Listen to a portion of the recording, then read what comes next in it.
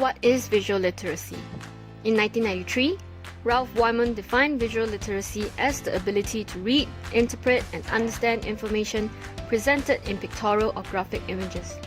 Later in 2000, Jennifer Brill, Daesoo Kim, and Robert Branch extended on the definition that skills and knowledge in visual literacy allow for the interpretation and selection and even generation of images for communicating concepts and ideas.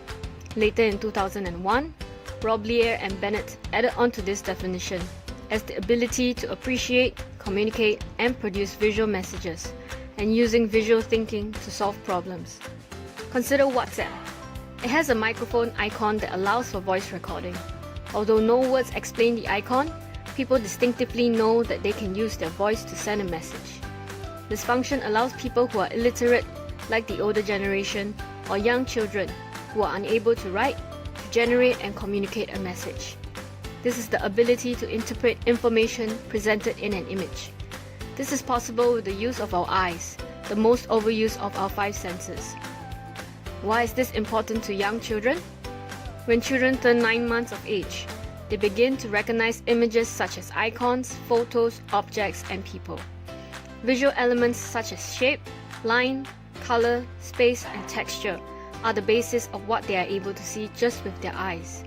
They have this ability prior to mastering verbal skills. As such, visual literacy is defined as the foundation of learning. This ability helps children communicate with parents and vice versa. Visual aids can be used to teach them the names of certain items like animals and colors.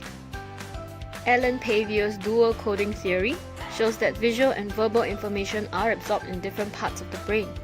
However, when both information is presented together, it is more likely to be remembered than just receiving visual or verbal information only. Thus, the birth of programs such as the Glenn Dolman Flashcard program, which uses both visual and verbal cues to teach children. Now you know how important visual learning is for children. What are you waiting for?